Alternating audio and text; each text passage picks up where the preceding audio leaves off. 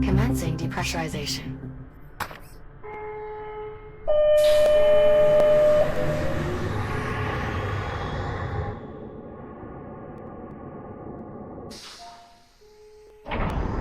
Depressurization complete. Exiting airlock. How do I reach the generator? The generator facility should be just up ahead as you exit. Copy that.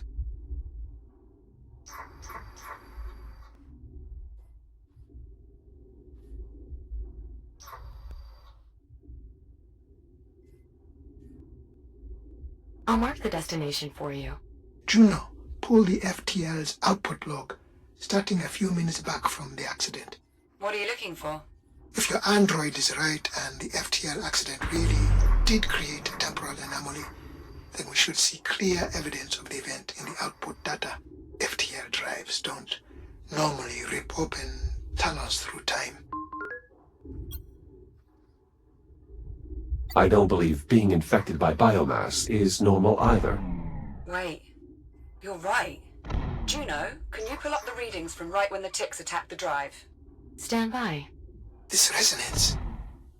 The FTL shouldn't be creating a displacement with this signature and nowhere near this magnitude. Then it's the biomass. Has to be. It's causing some sort of reaction in the drive. We'll need to run some simulations. Let's get to it then. Jack, we'll be on standby. Acknowledged.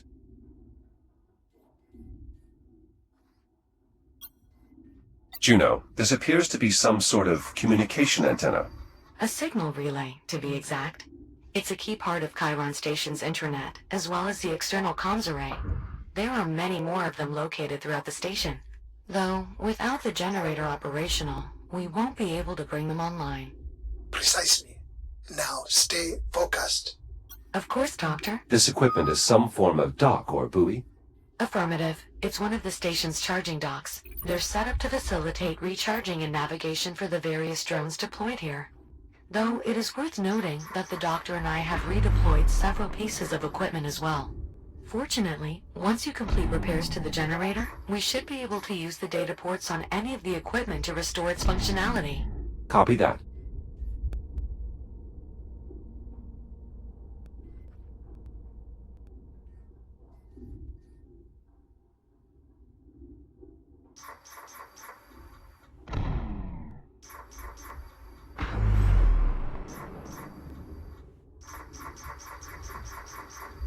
I've located the entrance. Unfortunately, it seems the airlock is offline, most likely due to the power failure. An alternate access method will be required. Does that mean there's another way in? Station blueprints show an access hatch on the facility's exterior. Look for a small rectangular hatch with a red cover. Copy that. I'll take a look outside.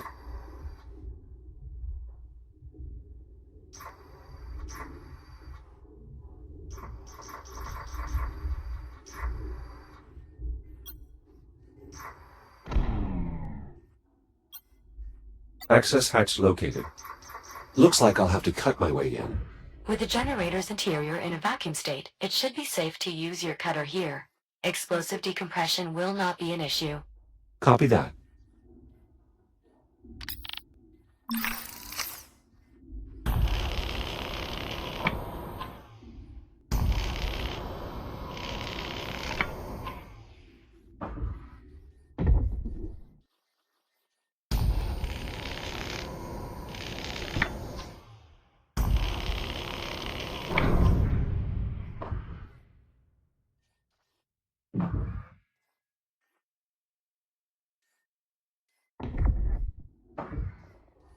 I'm inside the facility.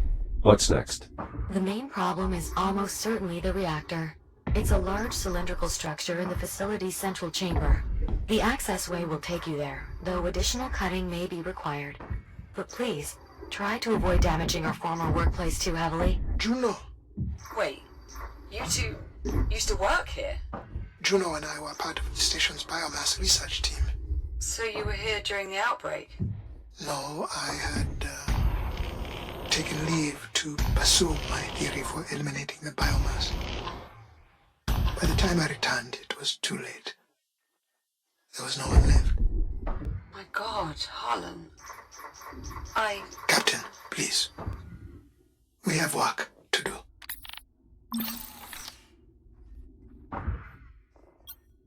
The reactor is completely shut down.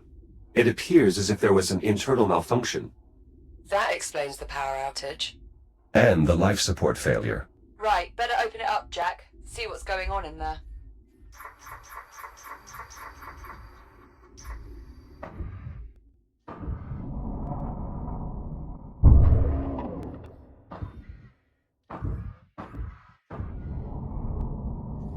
I'm opening a casing for a closer look at the reactor. Copy that.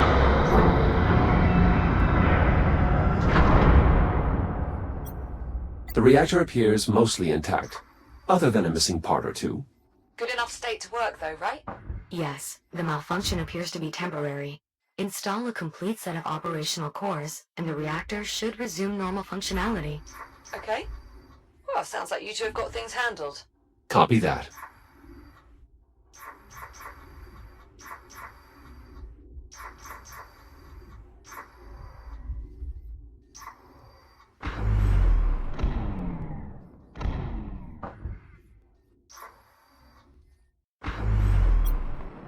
A fully charged core.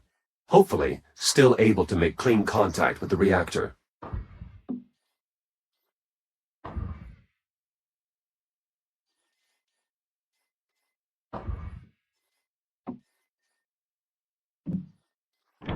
Now simply rotate the core clockwise until it stops turning.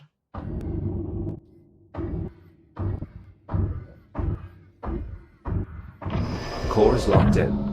Excellent.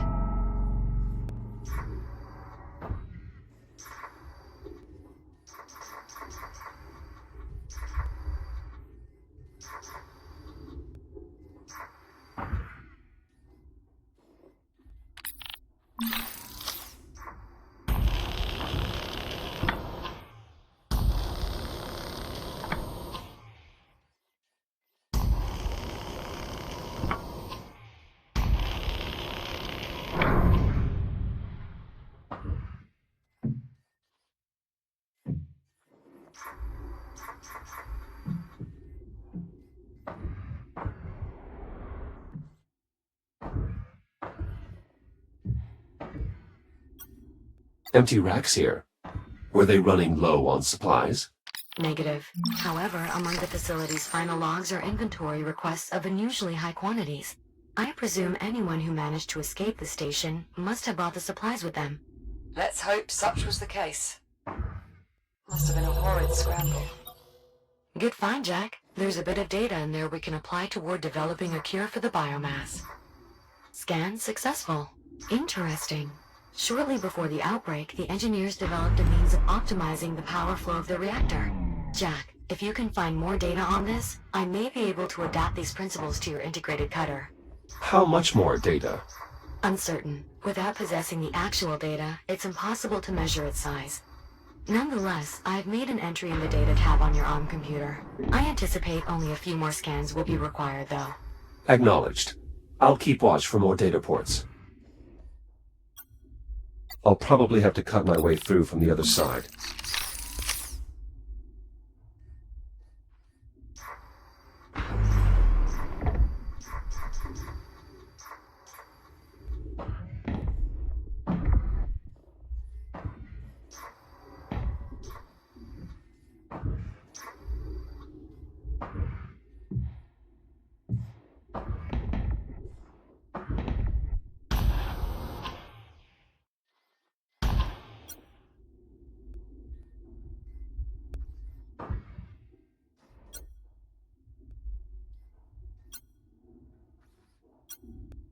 This access hatch could provide a way into the storage area, but some of the bolts are outside my cutter's range.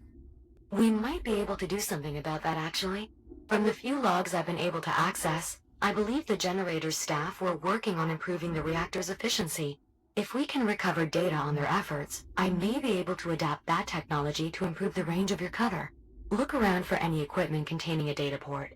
Copy that, Juno.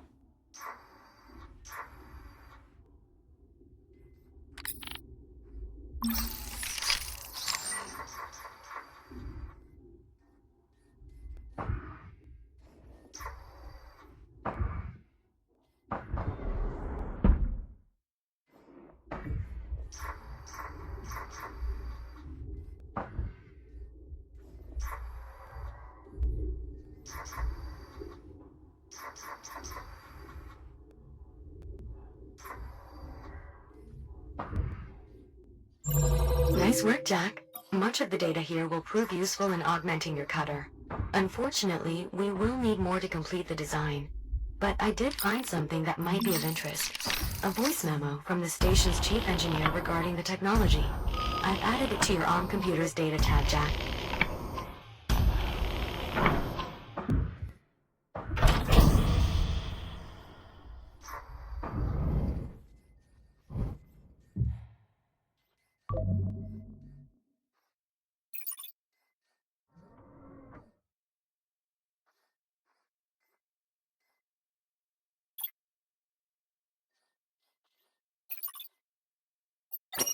Hey everyone, I wanted to send a quick update to just our team before the news goes wide.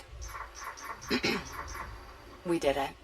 As of about 6 minutes ago, we flipped the switch on the new reaction management system. We're seeing a stable 72% increase in outflow with a peak at almost 90%. For those keeping score, that's 12% above projections. Hell of a job, everyone. This will save lives.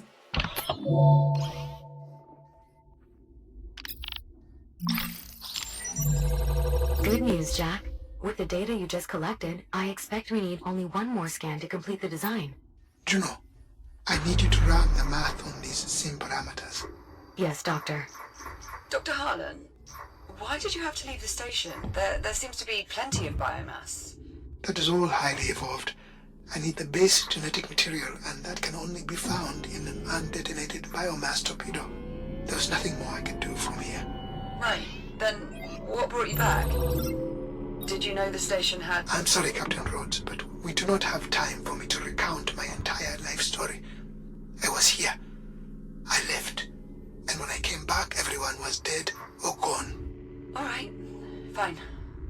Why don't I simply compile an archive of the logs covering our time away from the station? That way the captain can review them at her leisure. If you must, but after you've finished verifying the sim parameters. Very well. I will let you know when I finish, Captain. Thanks, Juno. Excellent. That did indeed provide sufficient data. Just give me a moment to process everything. Stand by. Schematic complete. Please head to the nearest fabricator so we can install the improvement to your cutter. A rather prominent location for a manual interface. Those are the distribution controls, Jack. They'll eventually direct power to every facility in Chiron Station. The reactor will need to be activated before this console will work. Acknowledged.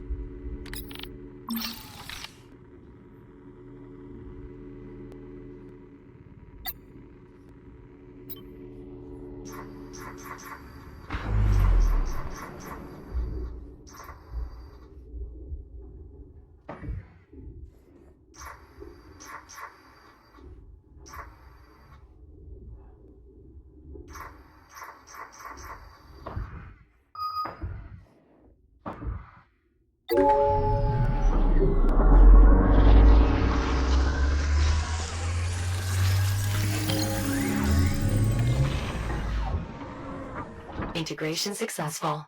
Your shell's reactive cutter has been refitted with extended range and efficiency. Well done, Juno. The pleasure was mine. And please, restrict cutting to non-critical equipment.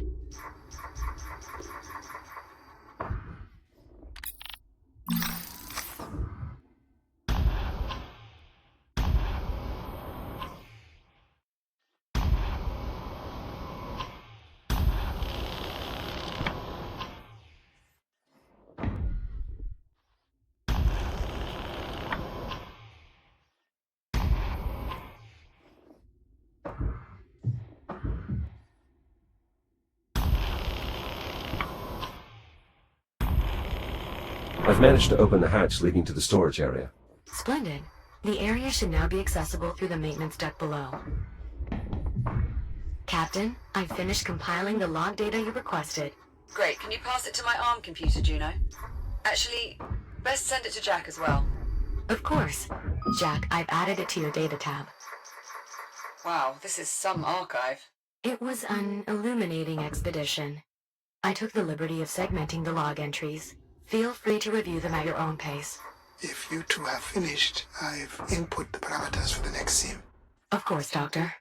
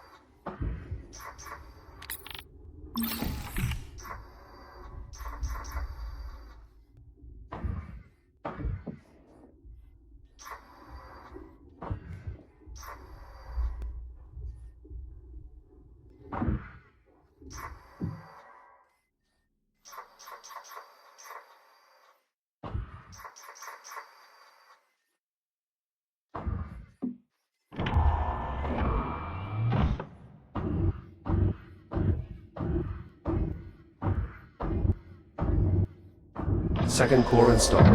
Acknowledged. Please visit one of the nearby consoles to bring the reactor back online.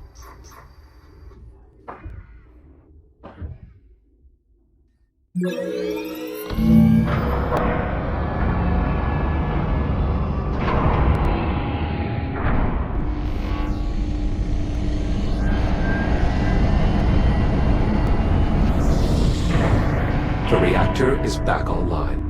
The power hasn't returned here on the ship yet. Jack, power still needs to be distributed from here to the ship, as well as the rest of the station. The console you saw in the control room should now allow you to perform this final step.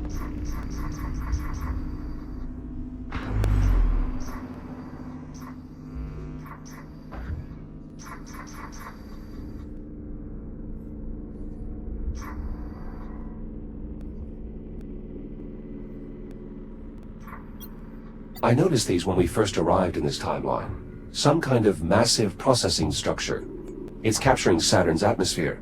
Correct. They're known as autonomous atmospheric harvesters. They process hydrogen and helium from Saturn, inject it into containers, and then jettison those containers outward for retrieval. The minimal contact reduces the risk of biomass infection. It's like the Kronos 5000 or something. Sorry. I mean, it might be what our job would have turned into. It's a bit more impressive than extracting helium from ice cubes like we did, but it's basically where our work was headed.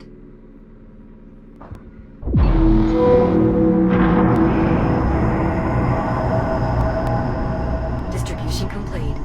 Power grid stabilized. Life support systems optimal. Well done, Jack. We're getting full power here. How is progress on your end? Dr. Harlan's still running sims, but I think we at least have a working theory. All the models we've run so far appear to confirm biomass interaction with an active FTL triggers an abnormal buildup of energy within the drive, resulting in the formation of a temporal anomaly. For reasons we still don't fully understand. It is also unclear why the accident only caused the android's software to travel through time, as opposed to the more physical time jumps we've observed with the Astrea. But at this point, I'm willing to accept these ambiguities and proceed. Wait, what exactly are you saying? We must try it again. What, send Jack back in time again? You've got to be kidding me. It's the only way. Any chance we have of eliminating the biomass lies with finding an undetonated torpedo. We must send the android back. You talk like he's expendable. Now, of course he is. All of us are. You've seen how it spreads. Eradicating the biomass is going to take everything we have, and then some. Yeah, well, it's not just up to you, is it? Jack, what do you think?